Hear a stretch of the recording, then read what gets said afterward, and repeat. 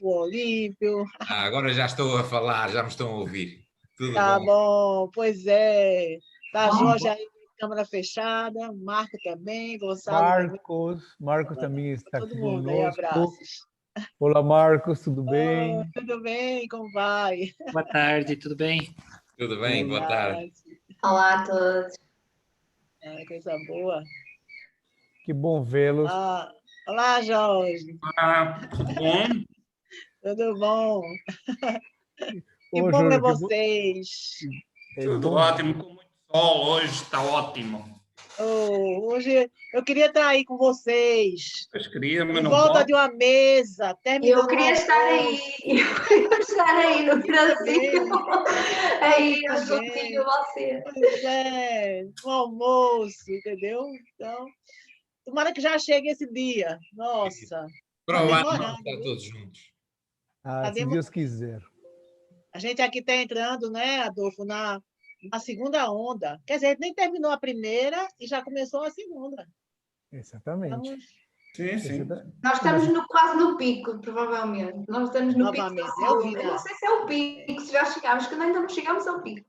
Mas já estamos aqui numa segunda onda muito forte.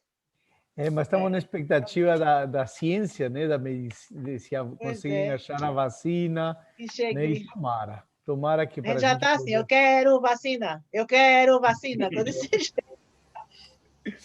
Maravilha. Se for sair passeata virtual pedindo vacina. Gonçalo, bem-vindo.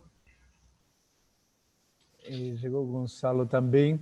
Deixa eu ver, tem mais alguém que está pedindo aqui para entrar. Bom, gente, vamos começar a nossa atividade. O professor está chegando, professor. O Alfredo Bussa acabou de chegar. O professor Alfredo Bussa chegou. O professor Alfredo, tudo bem com o senhor? Alfredo. Está sem o som. Boa tarde a todos. Boa tarde. Olá, boa tarde. Que bom revê-los. Que bom. E aí, Márcia? Faz tempo que nós... Estou eu de novo, convocando quem quer entrar numa passeada. Quero vacina. Mas já chegou a vacina, né? Dizem, né? Não sei, entendeu? É bom. Sei que as coisas estão piorando. Estamos preocupados lá com o Amapá. O Amapá, meu Deus, é um desgoverno. Aqui, quando você falar, tem governo no Brasil? Não, entendeu? Infelizmente, estamos desse jeito, é verdade. Tá bom. Então, bom, gente, está faltando só a chegada do professor Nobre, né, de Moçambique, que deve estar se incorporando em qualquer momento, mas por conta do tempo, eu acredito que a gente já poderia começar com o nosso trabalho de hoje, né? Vou dar abertura, então, à nossa sessão de trabalhos. Não sei se vocês conseguem enxergar a tela que estou compartilhando com vocês. Dá para enxergar? Sim? Perfeito. Sim. Então, muito obrigado. Então, vamos dar início à nossa sessão especial, que tem como título Universidade de Classe Mundial no Espaço de Ensino Superior de Língua Portuguesa, Tensões e Desafios na Era Digital, né, que este ano na cidade de Évora, né, novembro de 2020. Eu coloquei estas fotos primeiro para dizer que estou muito contente o fato de estarmos todos juntos, apesar da pandemia, apesar das dificuldades, a gente conseguiu se reunir, né? E esse aqui é nosso terceiro encontro, né, de uma pequena aventura que começou em 2018, né, no Instituto Politécnico de Lisboa, na 8ª Conferência da Forges, né? Eu coloquei uma foto aqui ao lado, no fundo azul, no qual a gente se reuniu para discutir rankings acadêmicos, implicações na governança universitária no espaço de ensino superior, né, de língua portuguesa. Eu lembro que naquele momento o apoio da professora Luísa Cerdeira e do professor João Ferreira foi fundamental, né? Era um tema no qual havia uma certa dúvida sobre a questão se haveria espaço para estar discutindo, mas ambos abraçaram a ideia e fomos em frente, né? E 2019, o ano passado, nos reunimos em Brasília, discutimos rankings acadêmicos e governança universitária, e resultado de... Aí está a foto para a prova que estivemos todos juntos no Brasil, né? E a professora Márcia se juntou conosco, né? O professor Olímpio também está aí na foto, o professor Alfredo Nobre. O grupo foi crescendo e o ano passado nós lançamos nossa coletânea via o selo da ANPAE, né? Sobre governança universitária e rankings acadêmicos. Então, a nossa sessão de hoje, né? Nossa sessão de hoje tem como o objetivo seria, né? Eu vou ler para vocês, está na tela, a expansão das chamadas universidades de classe mundial como sinônimo de determinado padrão de excelência acadêmico-científica em dimensão planetária evidencia a legitimidade que vem ganhando indicadores de excelência de raiz anglo-saxão que se dissemina no contexto do capitalismo acadêmico. É um modelo que tem sua chancela nos rankings acadêmicos, instrumentos de avaliação que ganham primacia na era digital, por meio do monitoramento de desempenho via poderosos recursos de gestão de Big Data. Nesse contexto, a presente sessão especial tem como objetivo reunir pesquisadores de diversos países para discutir a construção e expansão do modelo de universidade de classe mundial no ensino superior de língua portuguesa a partir de múltiplos olhares e perspectivas teóricas, com foco em suas implicações e possibilidades de acordo com cada realidade nacional. Para essa sessão, para esse encontro, né, nós temos quatro trabalhos que vão ser apresentados. Né? Esta sessão está sendo coordenada por mim, né, Adolfo Inácio Caldeirão, da Pontifícia Universidade Católica de Campinas. Nós vamos contar com o apoio como debatedores, né, da professora Márcia Ângela da Silva Aguiar, da Universidade Federal de Pernambuco, o professor Olímpio Castilho, do Instituto Politécnico do Porto, o professor Jorge Adelino Costa, da Universidade de Aveiro, a quem eu agradeço muito, muito o fato de estarem aqui, né, e lamento muito que o nome de vocês não tenha aparecido na programação, mas não foi por minha culpa, nem por nenhum dos membros do grupo. A proposta foi aprovada, mas eu acredito que o formato digital da apresentação, né, eles tinham só moderador, acho que só nós tínhamos debatedores, então eles não incluíram, né, um formato meio fechadinho, mas graças a Deus estamos aqui todos juntos. Então nós vamos ter hoje 4 apresentações, vamos abordar essa questão a partir de realidade de 4 países.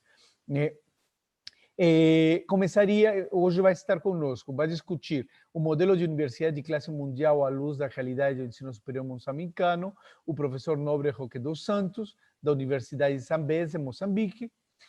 Está conosco a universidade, vai ser discutida a Universidade de Classe Mundial por Sistema de Excelência no Ensino Superior, Tensões e Desafios na Era Digital em Angola, o professor Alfredo Busa. A construção do conceito de World Class University, um estudo a partir de meta-análise em torno de política de financiamento para investigação e divulgação científica, de nossa querida professora Dora Maria Ramos Fonseca, da Universidade de Aveiro, né? E, por último, estaríamos fechando o texto que elaborei junto com Marcos Van der Sil e Edivaldo Camarote Martins, né? Marco Van der Sil, o doutor Marcos, ele acabou de se doutorar o ano passado, e o Edivaldo está fazendo doutorado comigo. Vamos abordar o tema Universidade de Classe Mundial, tendências à luz do desempenho das universidades brasileiras nos principais rankings acadêmicos mundiais. Então, vamos dar início então a nossa sessão especial de hoje, né? E para isso, o professor Nobre, acredito que ainda não chegou, né? Então, passaríamos a palavra para o professor Alfredo Busa, né? Que ele abordaria Universidade de Classe Mundial e Sistemas de Excelência no Ensino Superior, Tendências e Desafios na Era Digital em Angola. Professor Alfredo, né, a palavra é sua.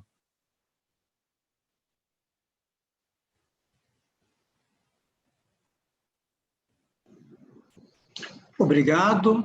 Aproveitar, saudar mais uma vez a todos e a todas.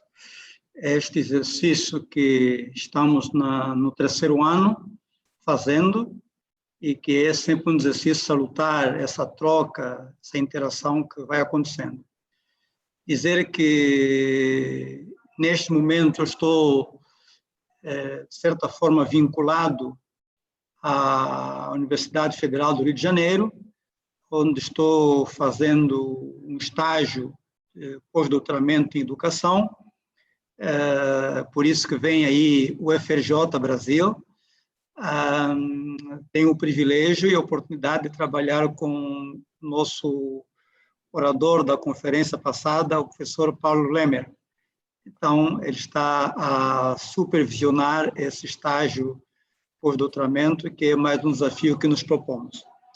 A doutora Juliana não pode estar conosco neste momento, então eu estou aqui fazendo a apresentação. Estávamos tentando contar com a participação do doutor Tomé, mas por força da agenda, ele não pode estar disponível para, mais uma vez, trabalharmos juntos na nossa comunicação. Não vou apresentar nenhum slide, por isso não farei o compartilhamento da tela, mas então vou aqui com cerca de 10 minutos, é isso, Caldeirão? 10 minutos, professor Alfredo. Cerca de 10 minutos, é isso que eu vou usar então para abordar aquilo que é o nosso olhar nesse debate que aqui nos propusemos.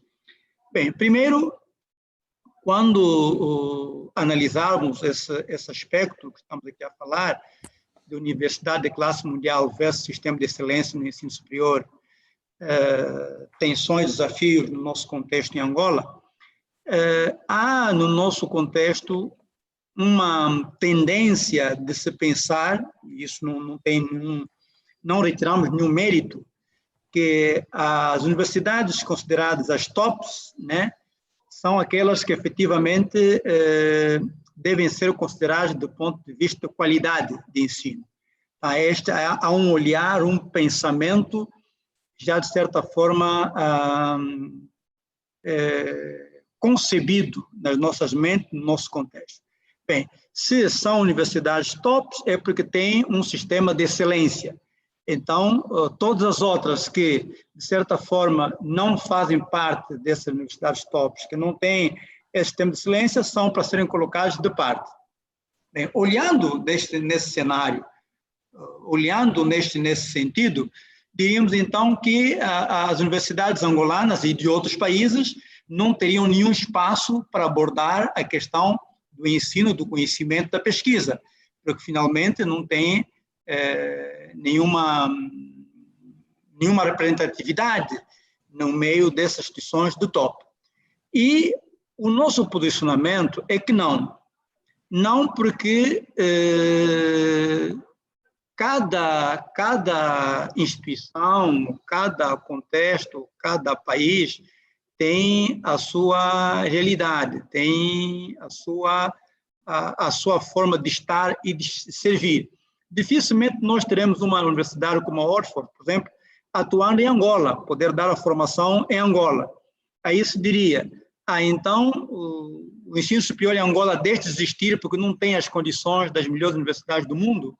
Não é correto dizermos isso. Então, é aí que nós entendemos que há que olhar as universidades angolanas, e não só, dos nossos países, tendo em conta o contexto onde estão inseridas. Os rankings são bons, a classificação mundial são bons, é boa, mas há que ter em conta o contexto em que esses países se encontram.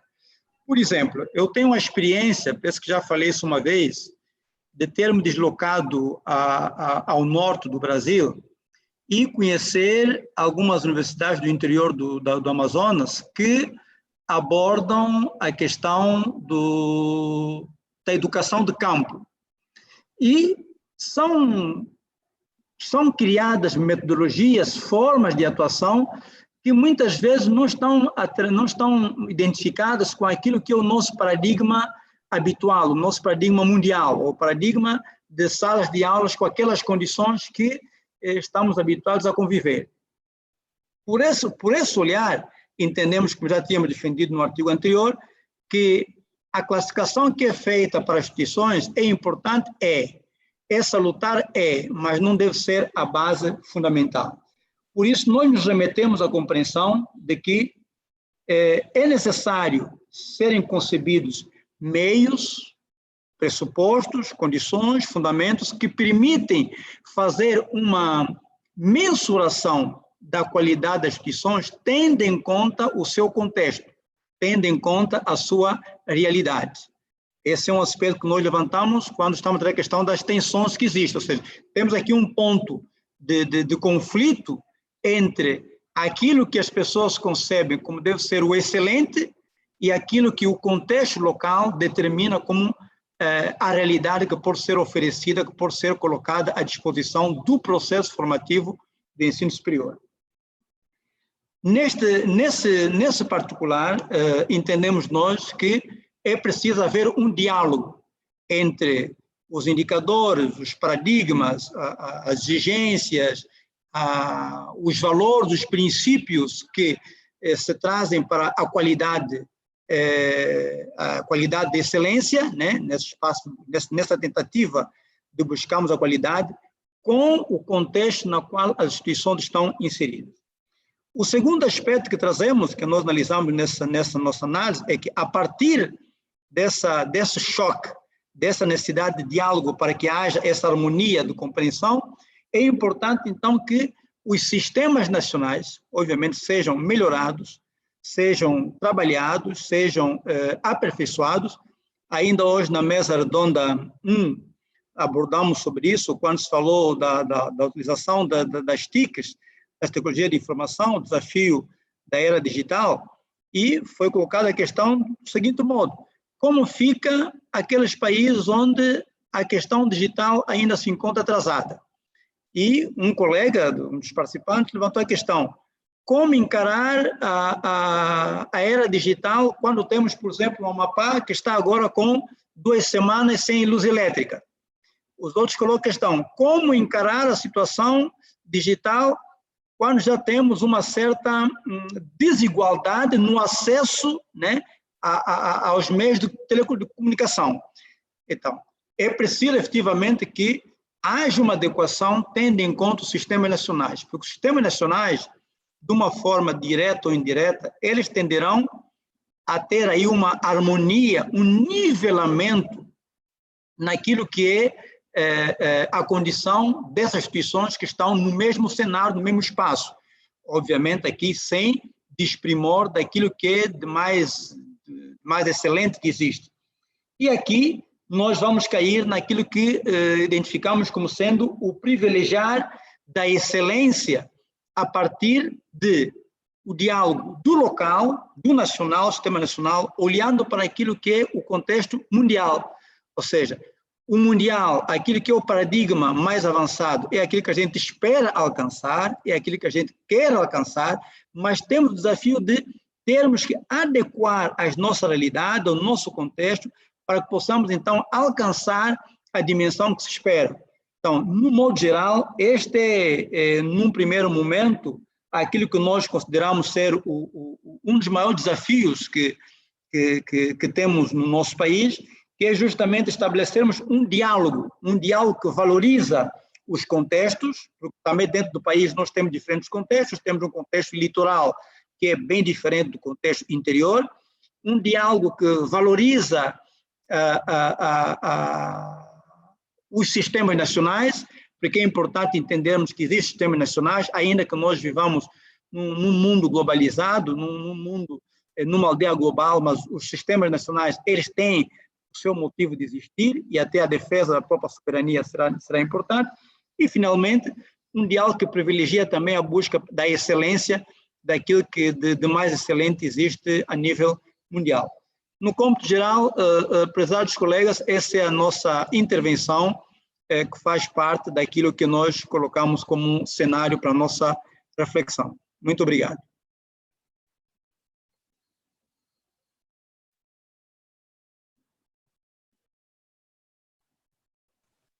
Obrigado, professor Alfredo Bussa, por sua intervenção. Vamos passar agora a palavra para a professora Dora Maria Ramos Fonseca, da Universidade de Aveiro. Obrigada. Antes de mais, quero agradecer o convite, cumprimentar todos os presentes novamente.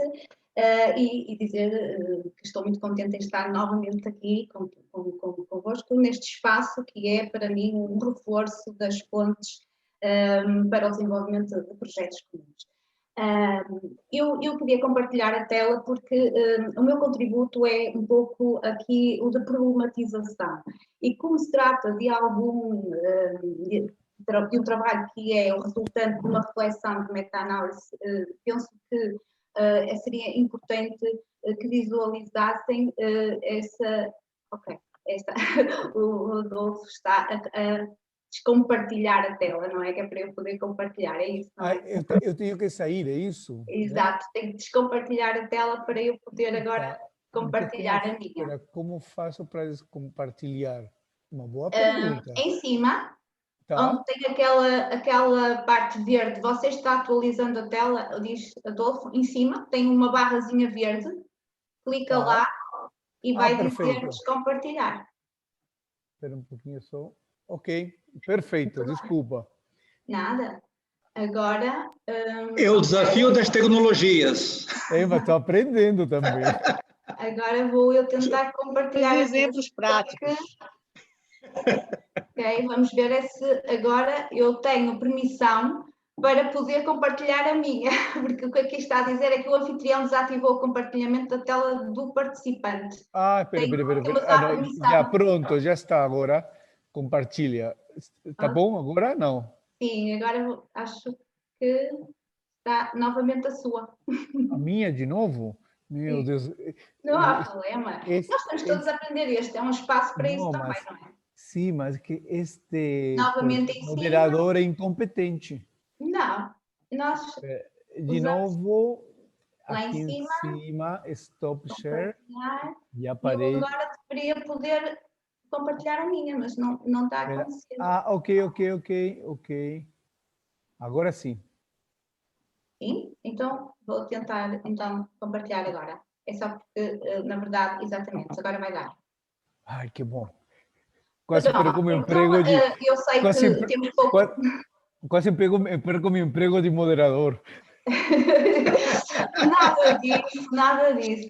Eu só queria dizer que o PowerPoint ajuda, até porque estamos neste canal, não é? Muito virtual e que nos ajuda também a ir fazendo algum registro do meu percurso. Eu sei que tenho pouco tempo e, portanto, não dá de forma alguma para explorar as questões de forma profunda. É apenas aqui um caminho que eu vou partilhar para reflexão. E, portanto, digamos que eu vou preocupar-me aqui um pouquinho e muito rapidamente, tentando ser rápida, não é fácil, com conceitos tão complexos, mas a ideia é que trabalhar a questão da ligação dos rankings académicos à construção do conceito do World Class University. A questão que eu vou pegar mais é sobre o financiamento e a divulgação da ciência como variáveis importantes nesse panorama da construção desse conceito. E depois falar um pouco dos sistemas de seleção e controle da produção científica, muitas vezes através das próprias plataformas, que utilizam referenciais padronizados e pré-definidos como promotores da qualidade das instituições de ensino superior. Eu vou ver se consigo aqui, eu estou aqui a dançar com as nossas caras, porque não é fácil estando como...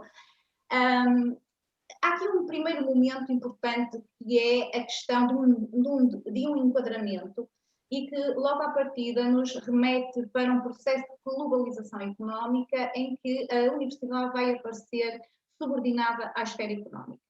E, portanto, porque o próprio conhecimento é aqui entendido neste quadro como um bem económico capaz de tornar as sociedades mais competitivas e, portanto, estamos a falar de uma lógica de mercantilização do conhecimento. Este enquadramento é importante para depois, porque eu situo-me nesta linha, como sabem, e, portanto, todo o desenvolvimento da minha reflexão é feita com base nestas questões.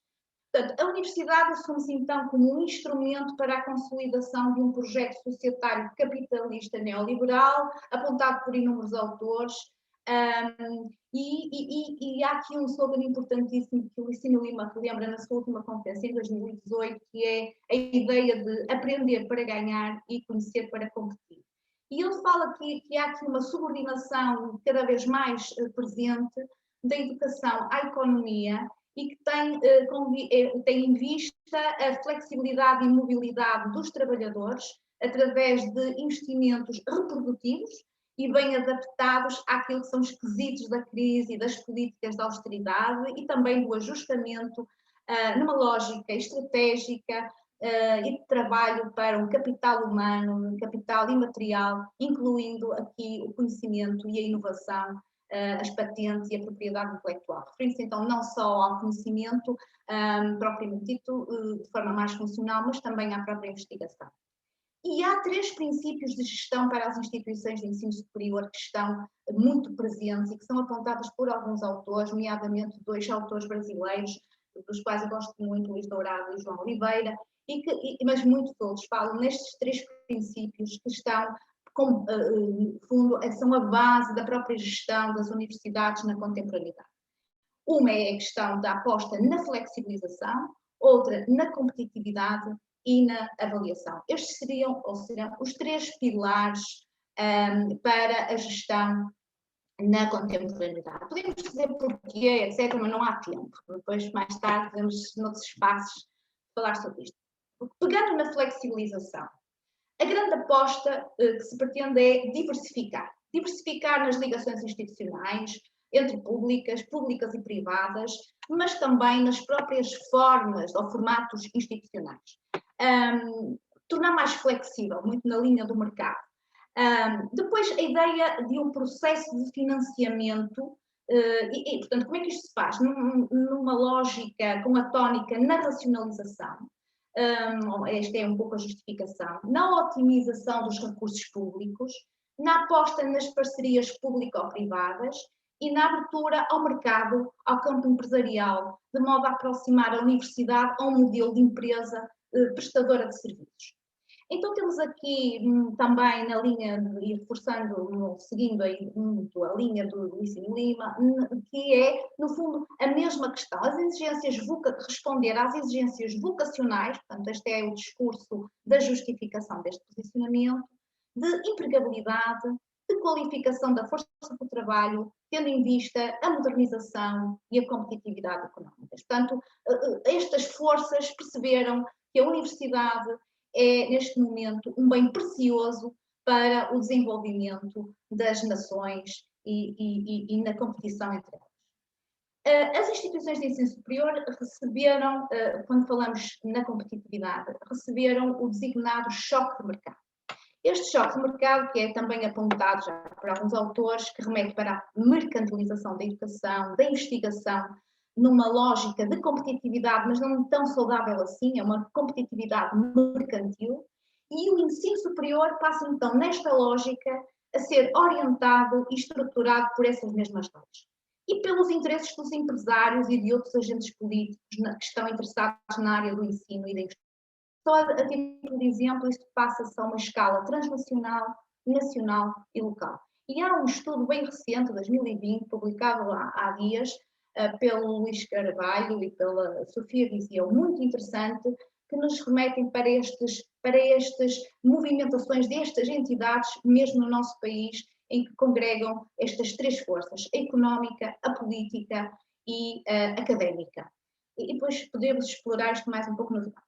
As instituições de ensino superior, então, nesta lógica e confrontadas com esta lógica, procuram sobreviver. E, portanto, procuram captar recursos para viabilizar o seu funcionamento, tentando gerir as receitas próprias ou estabelecer protocolos e convénios para conseguirem vender prestação de serviços para controlarem a sua crise financeira, instalada na própria universidade pública, frente àquilo que é considerada a escassez de recursos governamentais, porque, entretanto, os poderes centrais, os poderes estatais foram recuando.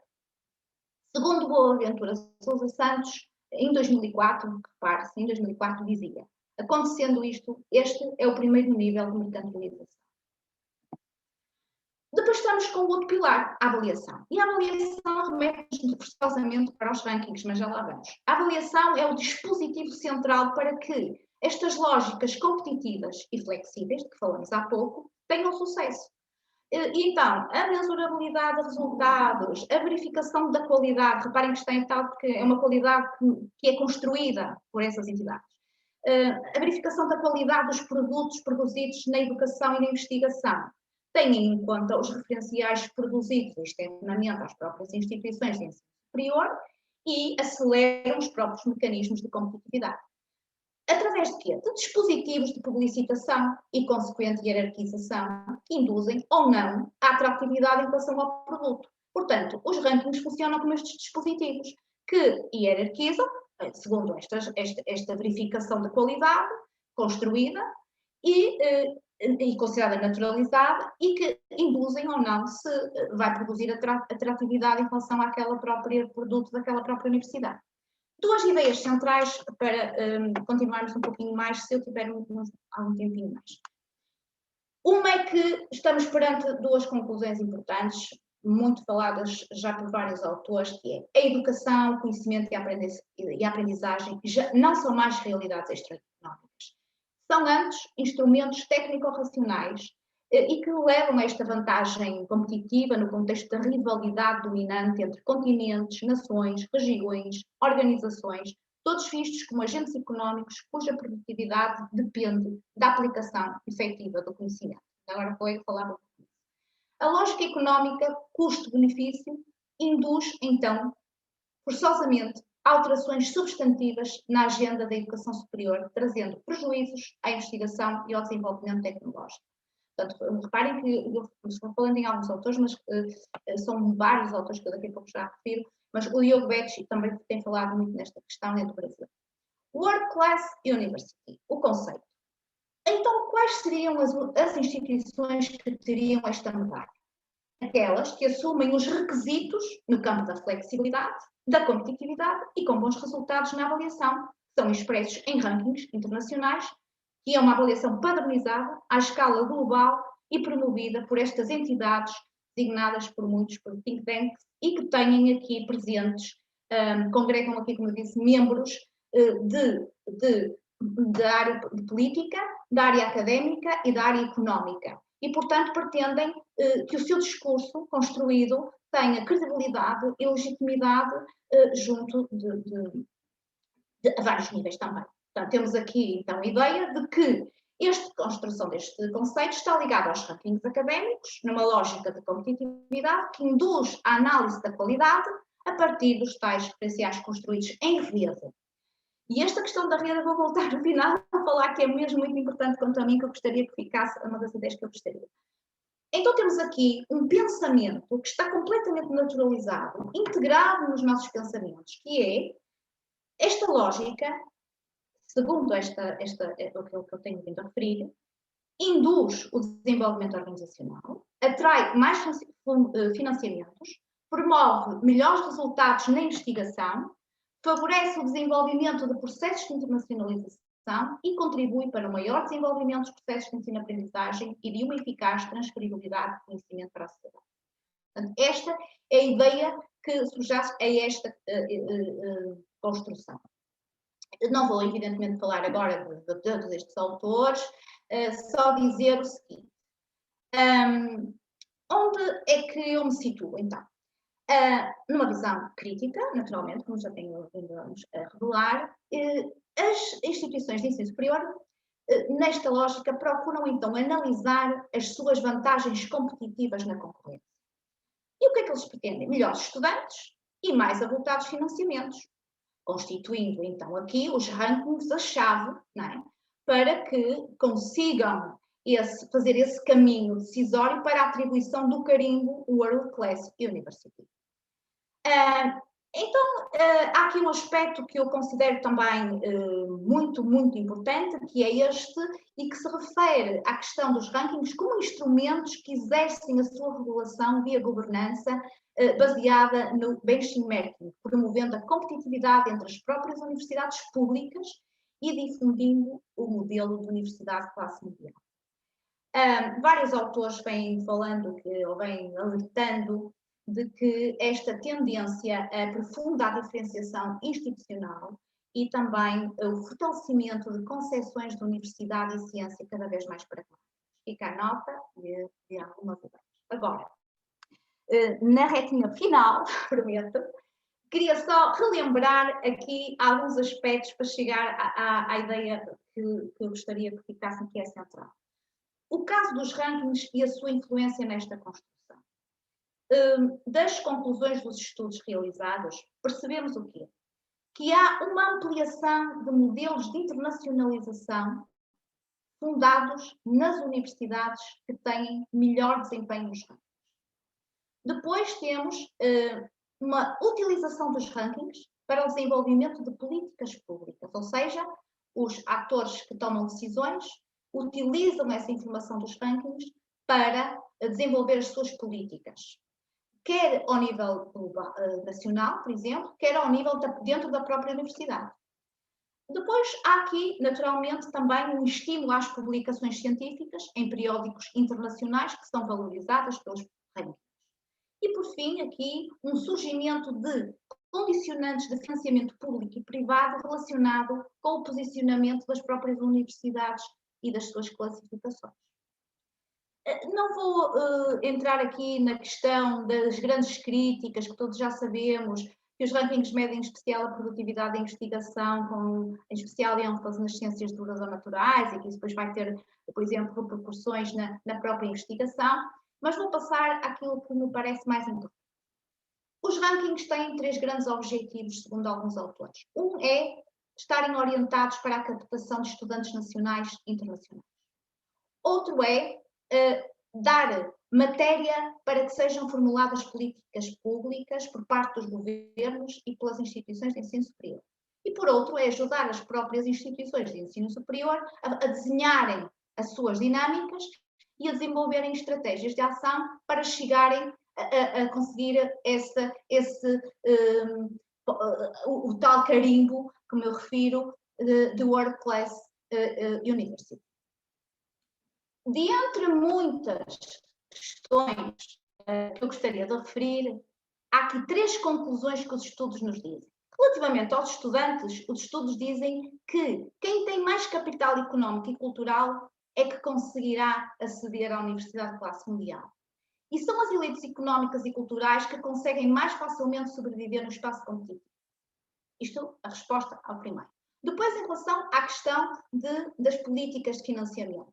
Muitos governos, conclusão também de estudos, utilizam esses rankings para atribuir fundos e bolsas de estudo na escolha das instituições e acabam por consolidar a universidade de classe mundial. Quando falamos em governos, não estamos a falar só do governo diretamente, mas das próprias agências de financiamento, como, por exemplo, uma Fundação da Ciência e Tecnologia ou outras agências que com o governo podem ou não trabalhar. E depois a própria estrutura de governança interna das próprias universidades, que utilizam os rankings na elaboração dos planos estratégicos e na atividade de benchmarking, procurando constituir-se, fazendo essa tal referência. Ora, estamos mesmo, prometo. Quantos minutos tenho? 3? 4? 2? Pronto, vou avançar. As redes assumem aqui, e as plataformas, já na reta final, são mecanismos muito importantes de controle. Há aqui um crescente fenómeno dos think tanks que constroem um conhecimento com interesses e objetivos próprios através de redes com membros de várias esferas distintas, como eu já referi. Depois divulgam essas mesmas informações e esse mesmo conhecimento produzido através das plataformas. E legitimam são aceitos, legitimam esses vários poderes presentes e que acabam também por influenciar de forma determinante os mídias, o público em geral e a tomada de decisões dos órgãos de poder político. A terceira comunidade, como lhe chamava Lindquist em 1990, que produz conhecimento objetivo, palpável, para responder a problemas práticos da sociedade, que é o que todos querem, receitas, e muitas vezes a resposta a problemas que são identificados, criados por essas mesmas entidades e redes. Portanto, criam o problema e dão a solução.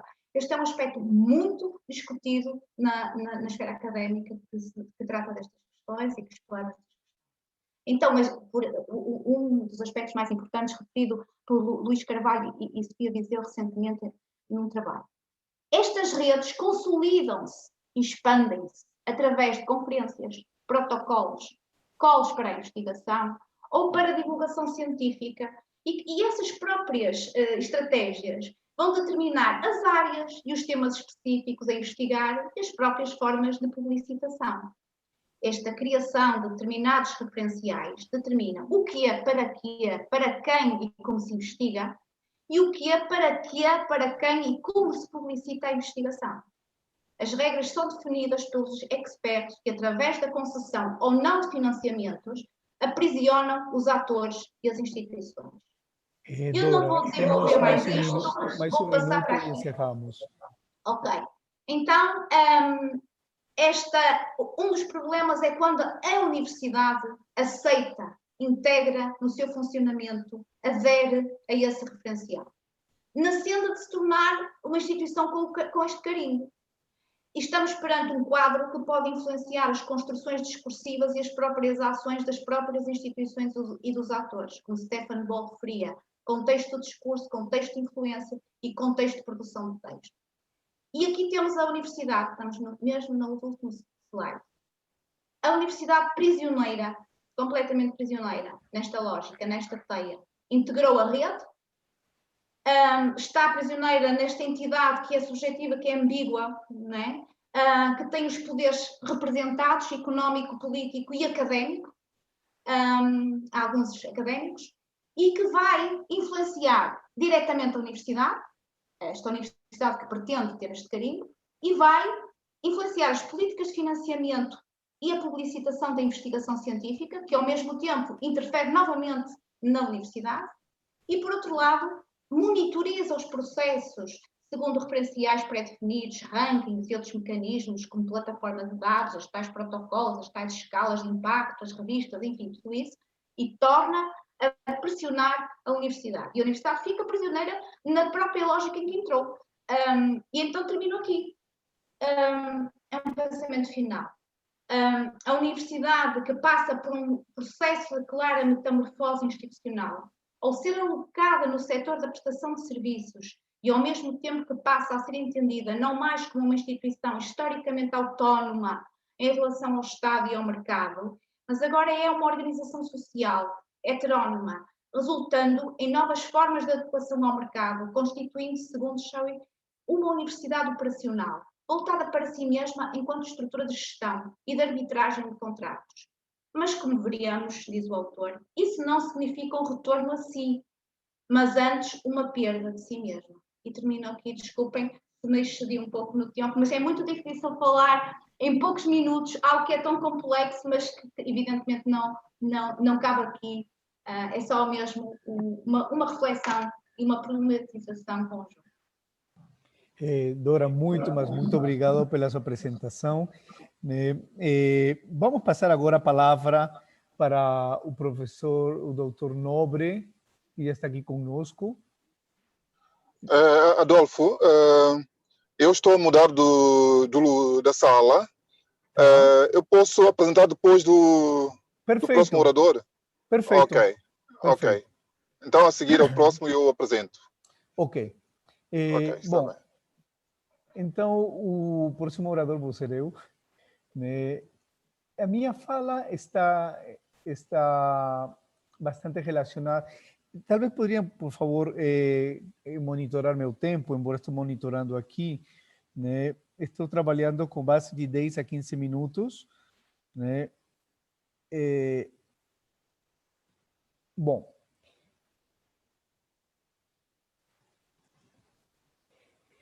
o tema que vou abordar hoje é Universidades de Classe Mundial, tendência à luz do desempenho das universidades brasileiras nos principais rankings acadêmicos mundiais. Como disse a vocês, este trabalho foi elaborado junto com o doutor Marco van der Zyl, que também está conosco aqui na sala, e Egivaldo Martins Camarotti, os três da Pontifícia Universidade Católica de Campinas. Bom, quando nós falamos das universidades de classe mundial, não tem como a gente não se remeter a... Por favor, desculpa, estão me ouvindo a minha fala? Sim, estamos. Perfeito. Sim. Bárbaro, obrigado. Bom, quando falamos das universidades de classe mundial, né, não tem como a gente não se remeter a um clássico do Jamil Salmi, publicado em 2009, O Desafio de Estabelecer, de Implementar, de Concretizar Universidades de Classe Mundial. Né? Nele, o que ele acaba nos apontando nesse livro é de que há uma euforia, né, nos diversos países do mundo, né, em entender o que seria a universidade de classe mundial e principalmente em ter uma universidade de classe mundial. E ele acaba fazendo alguns questionamentos de quantas universidades de classe mundial um país precisa. Será que um país realmente precisa de uma universidade de classe mundial? Será que um país tem condições de pagar por uma universidade de classe mundial? Esse investimento será retirado de outras áreas prioritárias do segmento da educação? Pois bem, as características de uma universidade de classe mundial basicamente se pode sintetizar, né, em instituições que são reconhecidas pela sua excelência no campo da pesquisa, né, e na produção do conhecimento. E são 3 os principais rankings que dão a chancela do que seria uma universidade de classe mundial. Em termos simples, poderíamos dizer o seguinte, né, universidade de classe mundial é um tipo específico de universidade, cuja excelência acadêmica se encontra chancelada pelos rankings internacionais. É tão específico que não consegue atingir aos 5% de todas as universidades do mundo. É tão específico que falamos das 100 melhores universidades do mundo. É tão específico que se falamos que se uma universidade de classe mundial pode ser considerada instituições que estão entre as 200 ou 300 melhores universidades do mundo. Ou seja, é um tipo específico de universidade que a grande maioria dos países não possui. E está circunscrito dentro de um espaço específico, né, no campo da geopolítica do conhecimento. Pois bem, quando nós falamos dos rankings das universidades de classe mundial, não tem como desligar a discussão dos rankings acadêmicos, como a professora Dora fez de forma brilhante. E que seriam os rankings acadêmicos? A percepção, pelo menos no Brasil, do que no âmbito acadêmico no Brasil, tem mudado muito em relação aos rankings acadêmicos. A nossa cultura acadêmica é altamente resistente à avaliação via rankings. Em 88 já se tinha lançado o ranking dos investigadores, pesquisadores mais produtivos do país, né? E teve uma rejeição muito grande. Grandes teóricos brasileiros, como José Dias Sobrinho, né, rotulou os rankings, né, como pseudoavaliações ou quase-avaliações. Entretanto, hoje não podemos dizer que os rankings são instrumentos de avaliação da educação superior, nem melhores nem piores do que os outros, porque todo instrumento, toda a estratégia de avaliação da educação superior, né, tem suas fragilidades e suas potencialidades. Potencialidades tem. Fragilidades, muitas. Eu selecionei esta frase de Ellen Hartzelkor e Phyllis Albat, né, que são os 2 grandes teóricos que nós temos atualmente sobre rankings acadêmicos, né?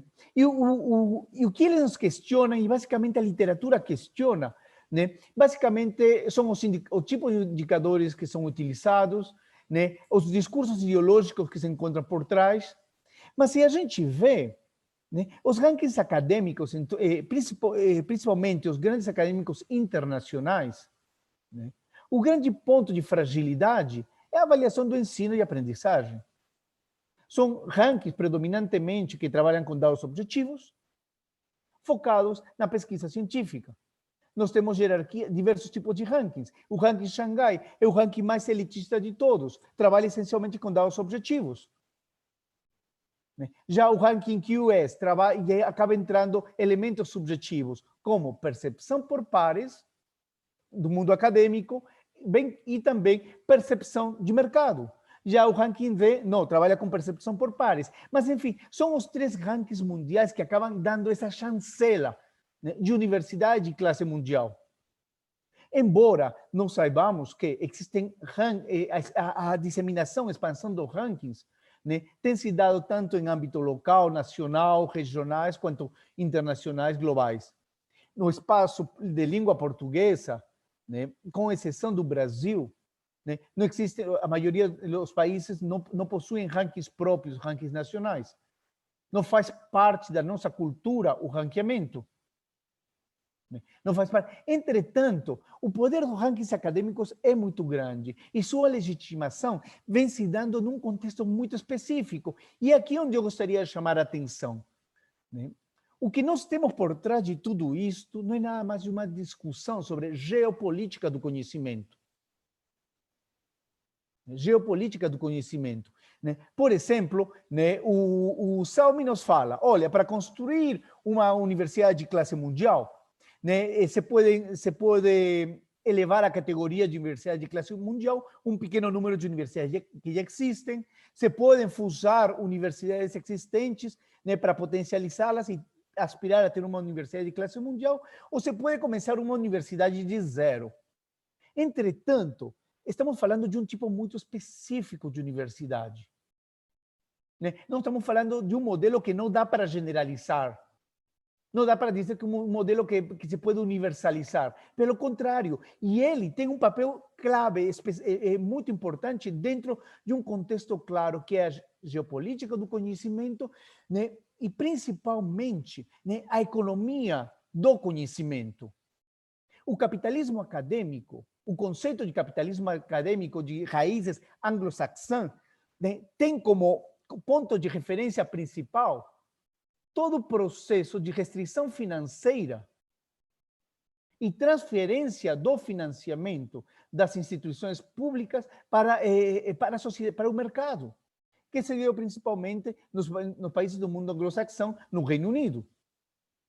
Pois bem, o que nós temos aqui? Nós temos rankings acadêmicos que estão impactando, né, no seu dia a dia nas universidades, nos mais diversos portes, intervém especificamente na chamada economia do conhecimento, na medida em que, né, as universidades de classe mundiais são universidades que, entre outras características, elas pensam, né, a sua realidade, o seu impacto social, não em torno do seu entorno territorial imediato. O entorno territorial de uma universidade de classe mundial, né, se redimensiona na medida que procura atingir diversas cidades e países do mundo. Todo canto do planeta passa a ser o entorno territorial de uma universidade de classe mundial. Porque junto com isso, nós temos levar seus conhecimentos, levar suas potencialidades, mas ao mesmo tempo, nós temos um outro elemento, procurar sustentação e financiamento para suas atividades, que se traduz em divisas para o país. Austrália, né, a terceira maior fonte econômica do país é a educação superior. Reino Unido, universidades que têm 44% de alunos estrangeiros, né, 37% de alunos estrangeiros, 20% das universidades do Reino Unido são alunos estrangeiros, com todos grupos específicos para captação de alunos e pagar esses captadores de alunos, para ver a importância que tem isso em termos de geração de divisas e sustentabilidade financeira. O que nós temos, né, que as universidades de classe mundial agem para quê? Seja de forma clássica, seu próprio campus, Oxford, Cambridge, ou filiais, acabam estabelecendo filiais com outras universidades em outros países, né? Ou acabam montando escritórios de representação, porque a gente vê escritórios de representação de universidades anglo-saxãs e não são inocentes, são balcões de negócios. Temos instituições cofundadas, ou seja, né, que junto com outras universidades se une a universidade de classe mundial com outras universidades em diversos países e se ofertam produtos e serviços. Um estudo realizado em 2011 revela que 210 filiais de universidades internacionais, a maioria na Ásia e Oriente Médio, 78 de origem americana, revelam, por exemplo, a Universidade de Nova York, com filiais em Xangai, Abu Dhabi e outros países. Pois bem, e o Brasil dentro de tudo isso? O Brasil, dentro de tudo isso, né, nós não podemos dizer que somos reflexos, né, da reforma universitária em 68. 68, um dos anos mais truculentos da ditadura militar. É o grande paradoxo que nós temos dentro das políticas, né, da ditadura militar, que foi a criação de uma base científica tecnológica, junto com a reforma universitária, que possibilitou que o Brasil tenha, né, aquele espaço de produção do conhecimento que o torna bastante diferente, junto com pouquíssimos países no espaço ibero-americano. Pois bem, no ranking Xangai, que é o ranking mais elitista de todos, né, de pesquisa hard, nós temos Universidade de São Paulo. Se não verificamos, sempre vai oscilando, mas hoje se mantém entre as 150 melhores universidades do mundo. Junto com este ranking, que é o mais elitista, nós temos as 3 universidades paulistas, as outras 2, Unesp de Campinas, entre 300 e 400. Nós temos, né, um grupo de universidades federais, né, Minas Gerais, Rio de Janeiro, Rio Grande do Sul, entre as 500 melhores. E aí daí temos um conjunto de universidades federais. Se nós vemos o ranking D, aquele primeiro que está aqui em cima, a Universidade de São Paulo chega entre as 300 primeiras.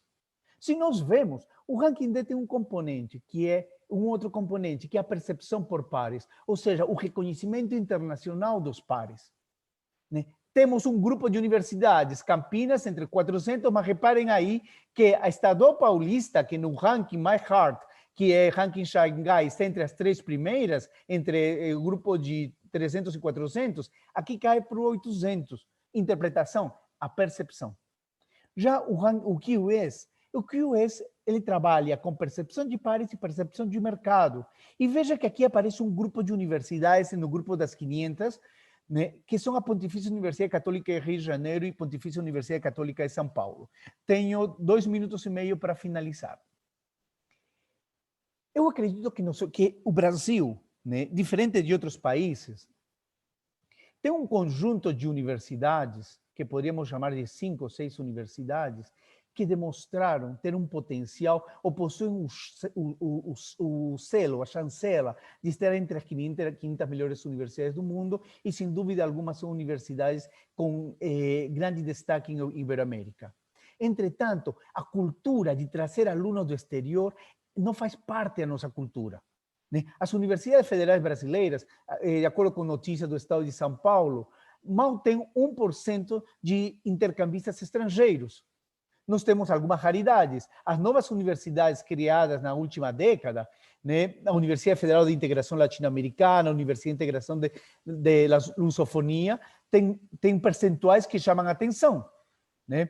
6,9%, 6%, mas mesmo assim, né, a nossa cultura não está dentro daquele modelo de universidade que está por trás deste modelo predominante no contexto do capitalismo acadêmico, de World Class University, que é uma universidade empreendedora. A nossa universidade se dá dentro de outros padrões.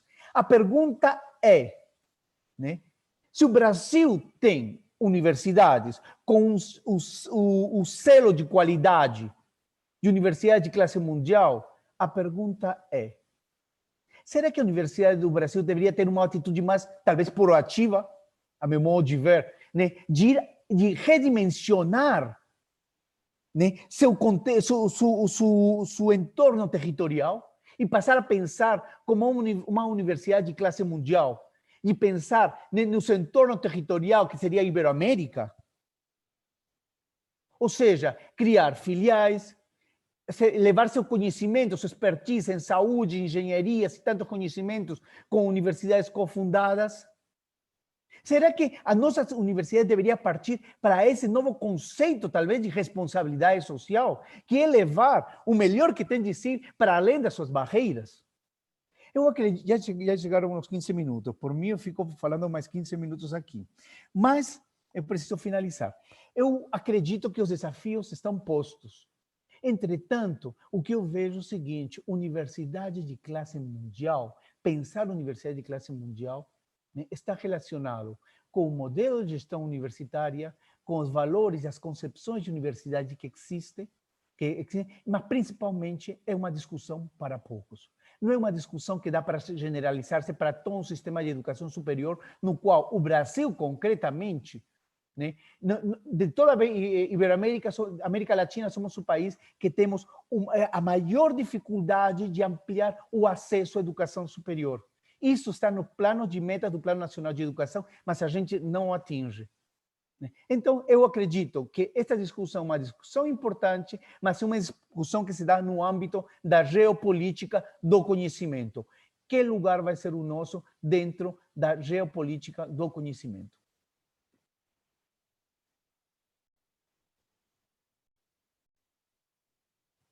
Pronto. Agora eu não sei como funciona isto. Tenho que parar aqui. Ô, Nobre, tudo bem? Como você está, amigo? É terrível. Olha, estou bem. Que bom te ouvir. Bom, finalizar a minha intervenção, vamos passar a palavra, né, para nosso querido amigo Nobre Roque dos Santos, que vai discutir o modelo de universidade de classe mundial à luz da realidade do ensino superior moçambicano. Nobre, bem-vindo, a palavra é tua. Muito obrigado, Adolfo. Tive aqui alguns constrangimentos para entrar nesta sessão. Peço as minhas desculpas, troca de links de acesso, mas como muito bem, queria cumprimentar os colegas do painel, todos eles, não é? A Dora em Portugal, o Alfredo que está aí em linha, pois não? Deixa eu ver isso. Alô, Nobre. Sim. Um momento só. Um momento. Estou aqui à procura da minha cábula. Não é? O Alfredo, a Dora e o Adolfo já cumprimentei. Mais uma vez juntos nesta maratona para partilharmos aquilo que são a nossa experiência dos nossos países, dos nossos sistemas educativos. Como muito bem disse o Adolfo, eu vou falar do modelo de universidade de classe mundial à luz da realidade do ensino superior moçambicano. Na verdade, os que me antecederam, de alguma forma, terão falado também em nome de Moçambique, porque há muita coisa em comum, apesar de, no nosso subsistema do ensino superior, não estarmos a abordar, a fazer a classificação rigorosa no que diz respeito aos rankings, o conceito de rankings. O trabalho que vou apresentar foi elaborado por mim e pelo professor Martins Mapera. Tem duas partes. Uma primeira parte por mim elaborada à luz do Plano Estratégico do Ensino Superior moçambicano, portanto, 2012-2020, e a segunda parte, que tem a ver exatamente com o financiamento do ensino superior, que foi gentilmente da colaboração do professor Mapera. O professor Mapera não está aqui na sala, ele encontra-se num outro congresso, esta é a semana de vários congressos, mas tenho aqui outros colegas que me acompanham e que também estão inscritos em outras sessões. Eu começaria por apresentar aquilo que é o resumo desta minha comunicação. Nos seguintes termos: as universidades moçambicanas foram criadas para serem competitivas na região e no mundo, como, aliás, acontece com quase todas as universidades. Todavia, durante muitos anos, não se teve em conta a base quantitativa usada pelas agências de avaliação de qualidade e a reputação das universidades cotadas nos rankings universitários. Pelo contrário, seguiu-se um modelo de universidades populares centradas na expansão. Ora, numa região com países vizinhos a usarem sistema de avaliação e de acreditação, Moçambique rapidamente teve de ajustar a sua política de ensino superior à realidade internacional, criando o Conselho Nacional de Avaliação de Qualidade, entidade reguladora da avaliação de cursos e de instituições. Entretanto, a mudança para o ensino superior de classe mundial, através de instrumentos de medição, ainda é um grande desafio para o país, que enfrenta dificuldades de natureza econômica e financeira para suportar os elevados custos de investimento na pesquisa, formação do corpo docente e para o nível de doutoramento, a questão da internacionalização, a questão da produção científica, entre outros critérios considerados essenciais para uma universidade de classe mundial. Há pouco eu ouvia o Adolfo fazer uma pergunta se quantas universidades estarão em condições de acederem a esta classe mundial. Ora, esta é a grande questão. No nosso plano estratégico 2012-2020, já existe essa questão como objetivo. É verdade que não se fala da classe mundial, mas fala-se da Universidade Africana. Não há diferença nesses aspectos, porque os critérios usados são exatamente os mesmos.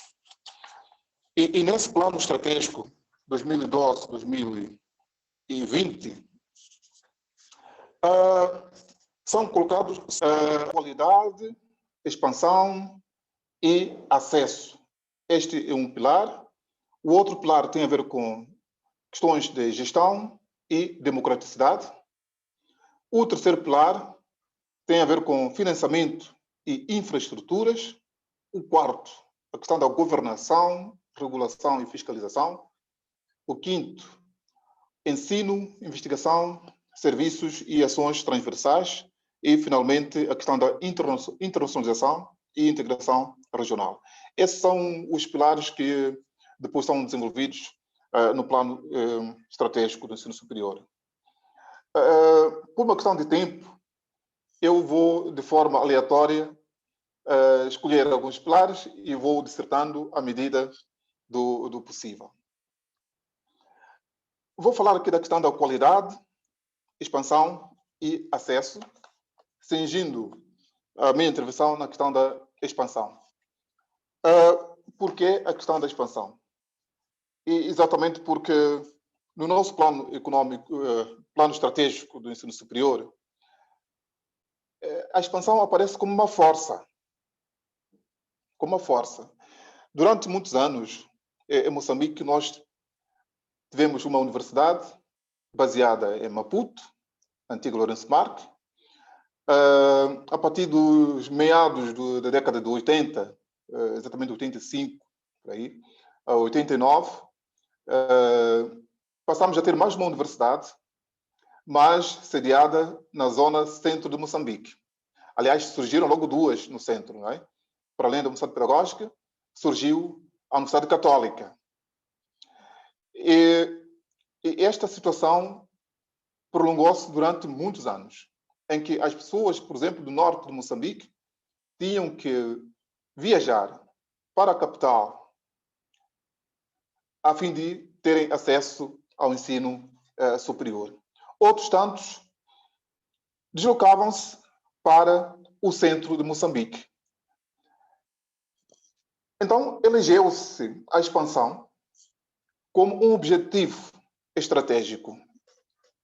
E esse objetivo estratégico foi conseguido muito por conta da Universidade Pedagógica, que no ano passado foi reestruturada e deu lugar a mais 4 instituições do ensino superior. Então, a Universidade Pedagógica, ela funcionava, ela tinha delegações, tinha polos nas 10 províncias moçambicanas. Portanto, estou a falar do sul ao norte, ou o contrário, se nós quisermos. E tínhamos a Universidade Mãe, que é a Universidade de Eduardo Mondlane, também com alguns pontos, alguns polos, não é? Espalhados por este país. Em 2007, foram criadas 2 novas instituições, que é a Universidade de Zambeze e a Universidade Lúrio. Portanto, a Unizambeze a cobrir as 4 províncias do centro de Moçambique e a Unilúrio a cobrir as 3 províncias do norte de Moçambique. Então, tínhamos desta maneira todo o território moçambicano com instituições do ensino superior. Mas aqui surge um problema, que, aliás, é referenciado no Plano Estratégico 2012-2020. É que cerca de 67% dos docentes que intervêm nessas instituições de ensino superior, e atenção, eu estou aqui a referir-me às públicas, nem sequer estou a incluir as privadas. 67% dos docentes com o nível de licenciatura.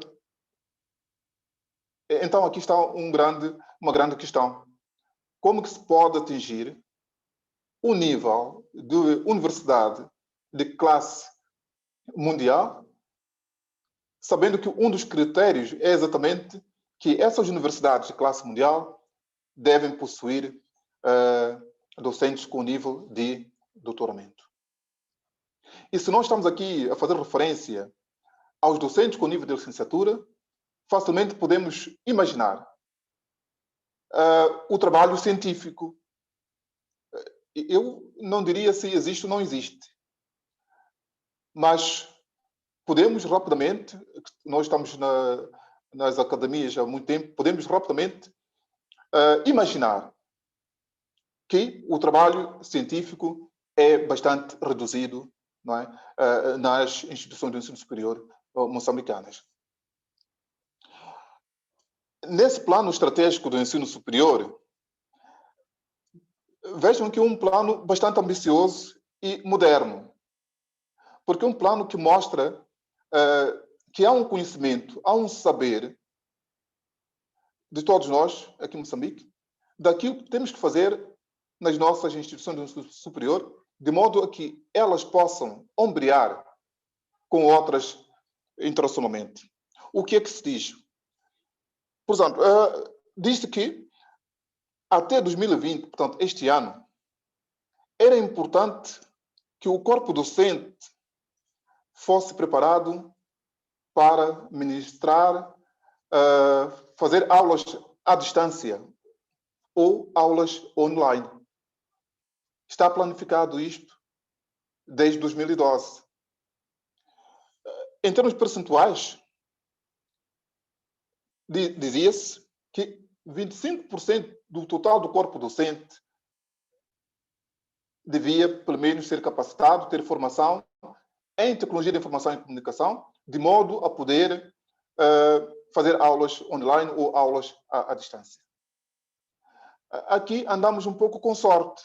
Eu não trago dados numéricos, assim, percentuais. Como devem imaginar, o plano estratégico termina este ano, em dezembro, mas, muito por conta da Covid-19, que nos assola a todos, este elemento, esta preocupação, este objetivo está a ser alcançado. Está a ser alcançado por quê? Porque, efetivamente, a partir de março deste ano, houve uma orientação. Primeiro, foi cada uma das instituições a tomar consciência de que era preciso fazer aulas online e não presenciais, exatamente por causa das restrições. Mas veio o governo também a orientar as instituições do ensino superior, e não só, aqui também as escolas secundárias e até primárias, a fazerem aulas online. Então, não temos dados ainda sistematizados para vermos se efetivamente o corpo docente está ou não capacitado para o uso competente das plataformas de ensino à distância. Sabemos, eu pude verificar isso na altura em que estava a fazer a gestão, não é, da Universidade Zambeze. Eu pude ver técnicos de informática nos diferentes polos a dar informação aos docentes, a dar informação aos funcionários e até a apoiarem estudantes. Mas, desta ação de capacitação, desta ação de formação para a prática docente, aí vai, muitas vezes, uma grande diferença.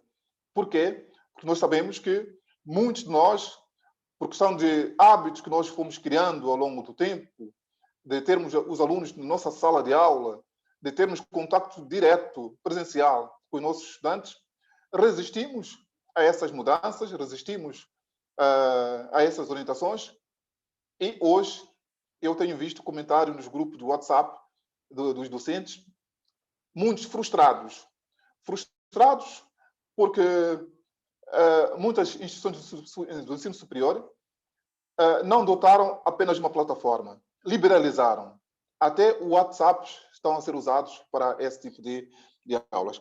Portanto, este elemento põe em xeque aquele propósito de nós atingirmos essa classe, essa universidade de classe mundial. Aqui há outro aspecto que eu queria abordar, que tem a ver com a criação do CNAC. O CNAC é o Conselho Nacional de Avaliação da Qualidade do Ensino Superior em Moçambique. Esta instituição foi criada exatamente para, de forma sistematizada, de forma regrada, sensibilizar, introduzir. Estou aqui a tentar procurar palavras mais bonitas, não é? Para dizer aquilo que o Adolfo falou de forma muito contundente, não é? De que há necessidade de que as IEs funcionem à base de regras rigorosas.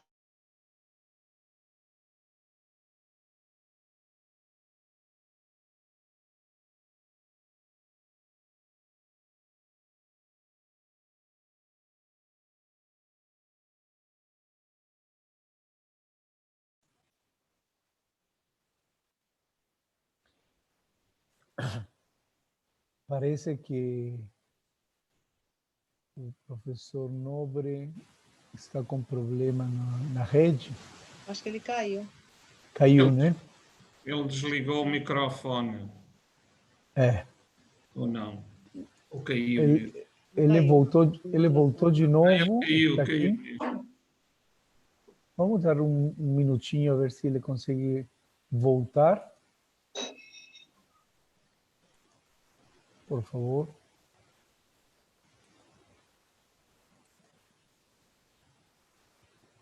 Não, que pena. Que pena que perdimos contato com ele, né? Mas deu exatamente já 14 minutos da intervenção dele. Bom, vamos continuar com o nosso trabalho, né? O professor Nobre teve uma intervenção de 14 minutos e vamos ter que continuar. Vamos passar agora a palavra para a professora Márcia. Professora Márcia, aqui. Já chegou? Sim, estou lhe vendo. Estou lhe vendo. Então, já estou fora. Ok. Boa tarde, novamente, para os que eu já vi. Boa tarde para aquelas pessoas que ainda não tinham cumprimentado. Então, eu quero inicialmente agradecer o convite formulado por Adolfo para participar da sessão, dizer da minha satisfação de estar junto aí com a nossa querida Dora, com o Jorge, com o Olímpio, nessa oportunidade para discutir trabalhos relevantes como eles foram apresentados aqui. Então, eu acho que o tema que foi tratado por todos os expositores, pelo Alfredo, a Dora, o Adolfo, Nobre, são temas de alta relevância para a compreensão do que se está tratando como universidade de classe social e o significado desse tipo de universidade no contexto internacional e também nos diversos contextos nacionais. Eu, primeiramente, eu tenho quantos minutos, Adolfo? 3, não é? São 3 minutos, né? 3 minutos. Então, rapidamente, em 3 minutos, eu queria dizer o seguinte. 5 minutos. 5 minutos, tá bom. Então, que nós estamos, né, diante do debate clássico, né, que é a função da universidade.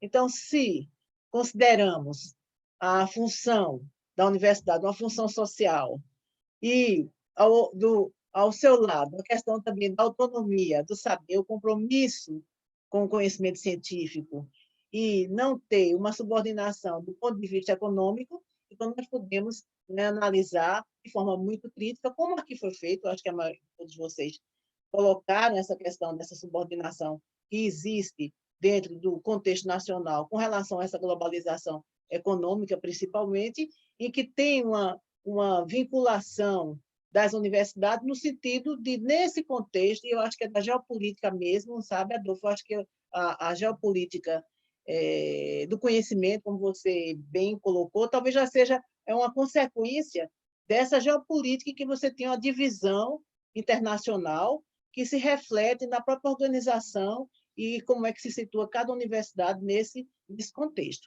E aí eu acho que nós temos novamente aquele dilema, aquele conflito, globalização, o que é globalização econômica e social, o que é que interfere localmente, como é que o local ele se coloca em relação a esse global, essas influências recíprocas, mas uma coisa é determinante, o poder econômico, não é, de grandes potências que estão influenciando exatamente o desenvolvimento das políticas educacionais em todo o planeta.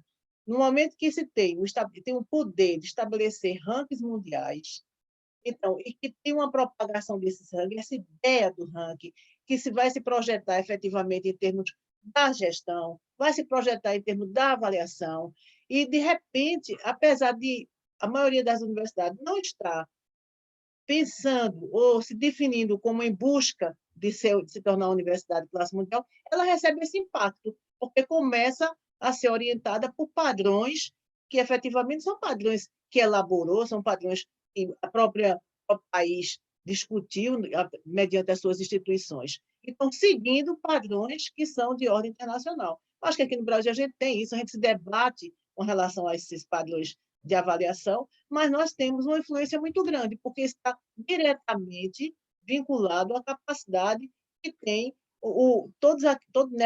nesses processos da hegemonia desses países de interferir, de influenciar outros países. Então, quanto mais dificuldades tem um país para poder construir as suas próprias universidades, mais ele fica fragilizado diante, não é, dessa intervenção, digamos assim, entre aspas, da intervenção daqueles que têm um poder, né, que se revela na determinação dos diversos rankings avaliativos, que também tem uma influência na forma de governança, tem uma influência na parte da avaliação e, portanto, interfere diretamente, né, na dinâmica interna desse país.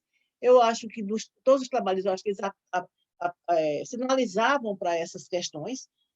Vejo assim a apresentação da Dora, ela conseguiu também trazer elementos que praticamente eles dão uma visão global desse funcionamento dessas instâncias, né? Então, como é que elas estão impactando as universidades. E aqui no Brasil nós tivemos essa crítica, que já é antiga, não é, que é a crítica feita especialmente por Marina Chauí, eu acho que é aquela ideia da universidade operacional. Então, já na década de 80, já estava se colocando essa questão. Agora, só que hoje eu acho que o desafio é muito maior. Por quê? Porque nós estamos diante de acelerar o desenvolvimento técnico-científico, ou científico-tecnológico, né? Digamos assim, científico-tecnológico. Então, você tem um avanço, você olha o planeta, então, os países que têm mais recursos econômicos, as grandes corporações têm um poder imenso, têm em mãos uma capacidade de produção científica que impacta os outros países. Eu acho que nosso exemplo agora da pandemia, que nós todos estamos vivenciando, temos isso na corrida das vacinas. Então, está aí. Então, quais são os laboratórios que estão à frente na produção das pesquisas? Quais são esses laboratórios? E esses laboratórios estão recebendo recursos, estão ligados a que potências? Entendeu? Como é que os demais países entram nessa perspectiva? Então, acho que esse é o grande problema nosso. Tem um desenvolvimento científico e tecnológico acelerado, mudanças profundas no mundo do trabalho, Então, isso tudo impacta as universidades que ficam revendo, né, o seu papel, né, rever o seu papel, mas esse papel da universidade, essa função da universidade, ela está diretamente ligada aos projetos de sociedade.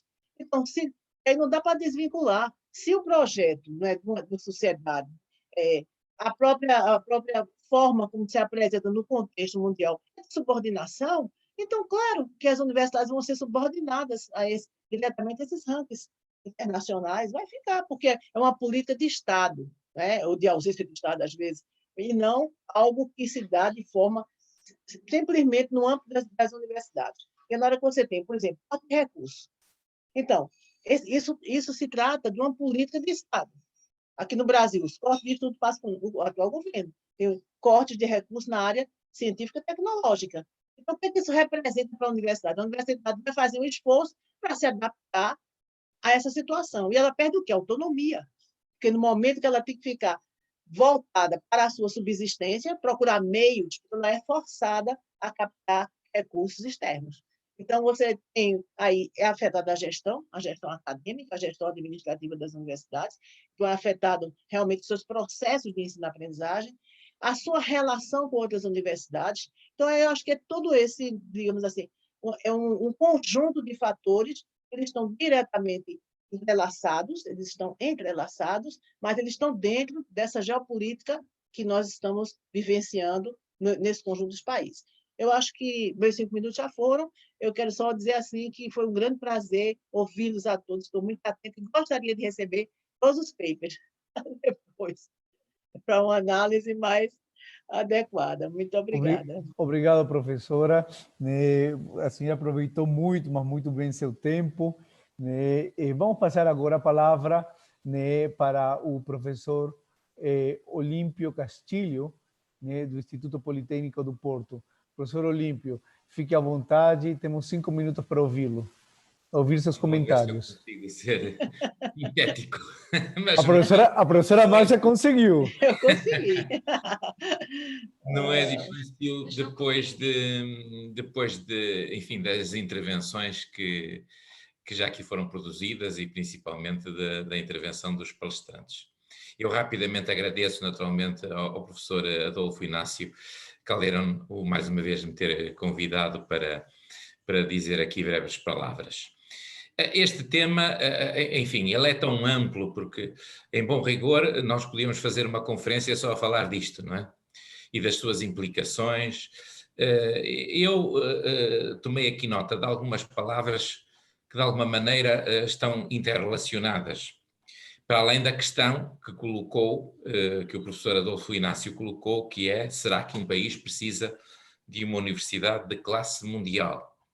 Isso reconduz-nos, desde logo, enfim, à estratégia nacional que os países devem ter no âmbito da educação, e nomeadamente do ensino superior, e depois, naturalmente, à própria estratégia de cada uma das universidades de per si.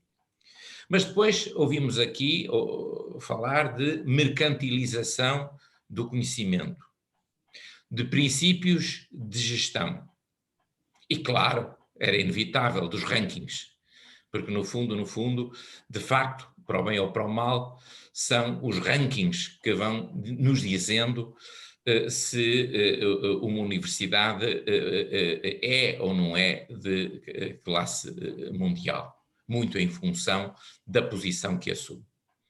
E isto é logo um aspecto terrível, porque para além dos critérios mudarem, e nós sabemos que os critérios não são os mesmos nos diferentes rankings, e por, naturalmente, diferentes resultados, como é óbvio, não é?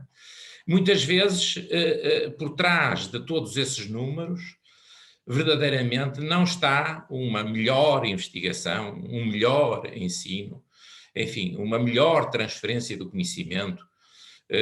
Não, está simplesmente um melhor arranjo dos números, uma melhor estatística que se conseguiu passar para essas entidades que depois vão construir os números que nos levam aos rankings.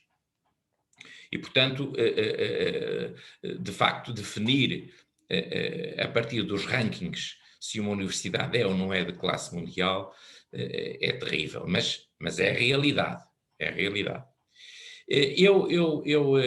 Enfim, há aqui um aspecto que me parece muito importante e que é a questão do financiamento, e eu falo dele desapaixonadamente, porque a verdade é esta: não se conseguem fazer,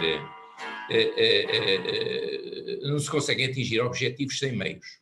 E um dos meios necessários para isso são os meios financeiros.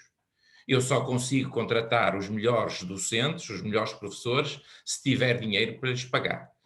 Eu só consigo recrutar os melhores alunos se puder criar as melhores condições para o ensino e para a investigação. E eu não consigo nada disso sem financiamento. Por outro lado, uma questão também muito importante é esta: como é que a universidade consegue ser autónoma sem gerar receita própria, incluindo em relação ao Estado?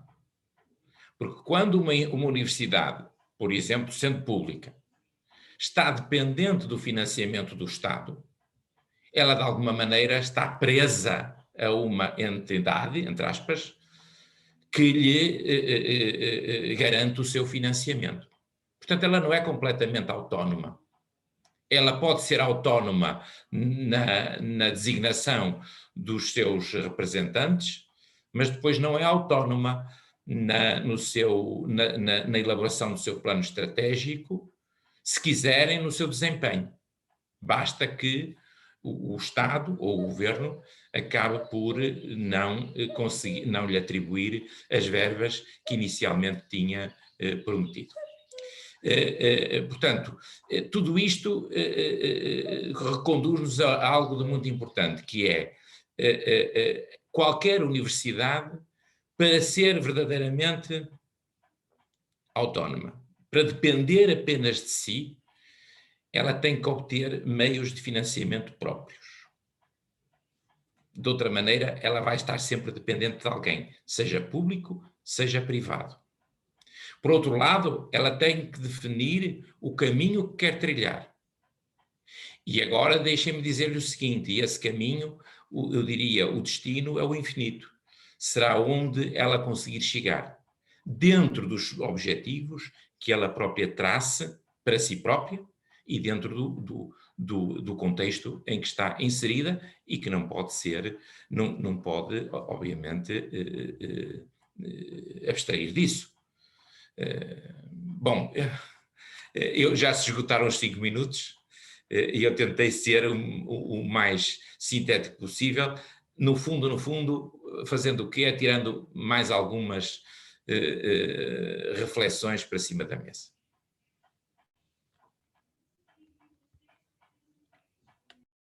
Professor Olímpio, mais uma vez, muito obrigado pela sua intervenção e ter deixado registrado que a questão da autonomia, uma universidade somente vai ser autônoma na medida em que tenha essa capacidade, né, de gerenciar seus próprios recursos e captar seus próprios recursos.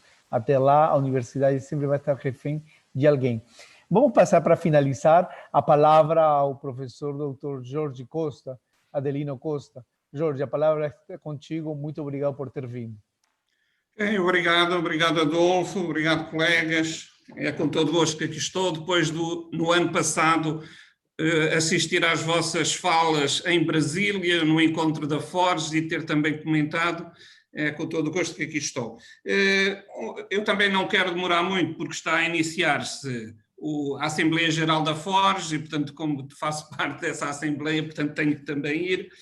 De qualquer maneira, 2 ou 3 notas sobre esta questão que foi apresentada e, de um modo geral, questionada por todos os intervenientes. Claro que nós estamos perante um tema, e aí estou completamente de acordo com a Márcia, como outras vezes, perante um tema que não dá para desvincular, como ela disse. Ou seja, não dá para desvincular das questões do poder, das questões do Estado, das questões da hierarquia e da competitividade entre Estados, entre regiões, entre países. entre línguas, não falamos aqui do domínio do inglês em todo este processo de construção desta universidade, que é um assunto também extremamente importante, ou seja, há aqui toda uma área de discussão que vai para muitos, e quase, eu diria quase para todos nós, de um questionamento destes processos, até, em alguns casos, a adesão a estes próprios processos, e eu diria um último aspecto, a uma certa conformação com esta situação. E eu penso que muitos de nós, muitas das universidades, se conformam com estes processos, até por razões, como há pouco o Olimpo estava a dizer, claramente financeiras. Portanto, há aqui, como nós costumamos dizer, uma pescadinha de rabo na boca que, quanto mais produzes, quanto mais segues os critérios internacionais, mais as agências de financiamento te favorecem, mais dinheiro tens, mais produzem, e, portanto, andamos aqui neste círculo. Independentemente disso, é evidente que está aqui por trás um modelo e uma concepção de universidade. Claro, se nós estivermos a falar de universidades populares, de universidades comunitárias, de universidades cidadãs, os rankings não se aplicam e, portanto, a avaliação, o valor das universidades tem a ver com o modelo, claramente, que está aqui e que é dominante e que está globalizado. Só para terminar, eu alertava só sem desenvolver, só para 3 aspectos. Um deles foi aqui tocado, por mais que que tem a ver com os modos e os modelos de gestão nas universidades. E até que ponto é que todos estes critérios que nos dominam em termos de políticas de funcionamento não estão demasiado naturalizados e interiorizados nos processos de gestão. E em determinadas alturas com processos de gestão esquizofrénicos, diria eu. Ou seja, embora os esquizofrénicos não gostarão que eu utilize o conceito, mas pronto, estou a utilizá-lo aqui no conceito restrito.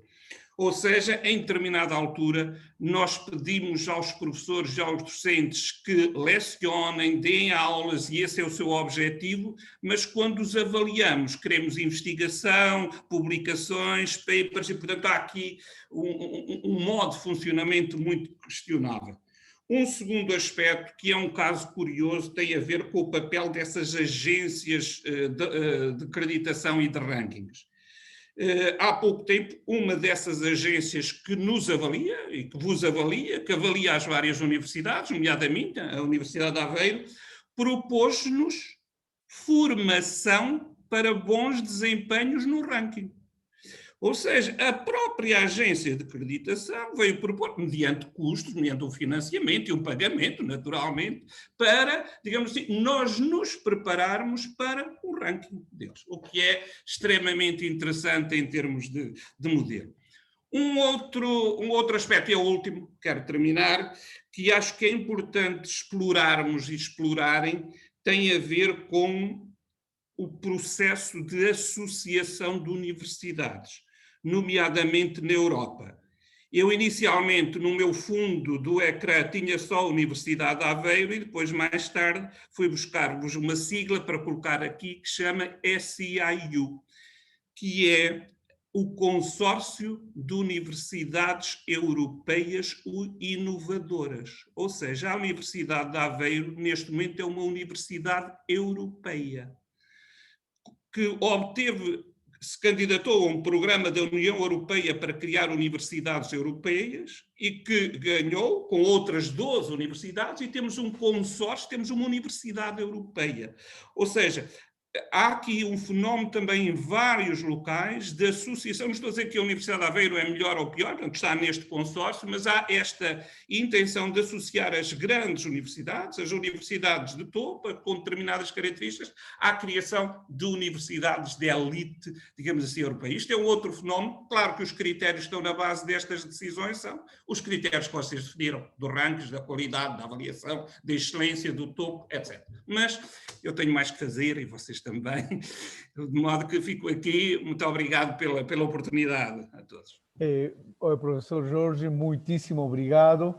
E, bom, infelizmente, vamos ter que encerrar nossa sessão.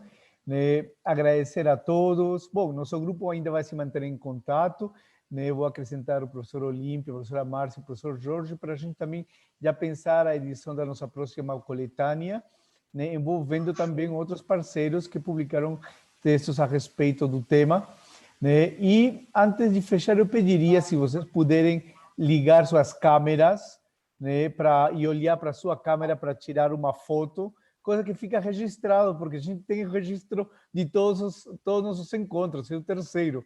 Esse vai ser, se Deus quiser, o atípico online. O próximo estaremos juntos comemorando o lançamento do nosso livro e mais um encontro no Forges. Então, todo mundo olhando para a sua câmera, né? E eu vou dar o clique. 1, 2 e 3. Perfeito. Muito obrigado a todos e um bom dia para vocês, bom evento. Obrigado, gente. Lembre-se que nós Até a tivemos próxima. 2 horas. Obrigado. 2 horas de Castro estavam aqui, 2 Dora Fonseca. Dora Fonseca também. Então vai ser daqui a 10 anos, você vai, puxa vida, tinha uma clone aqui. É isso? Agora são duas. A outra agora é Josefa. Ok. Boa noite. Deste lado é boa noite. Valeu. Até a Assembleia. Boa noite. Até a Assembleia, gente. Obrigado. Boa noite para todos vocês. Tchau. Obrigado.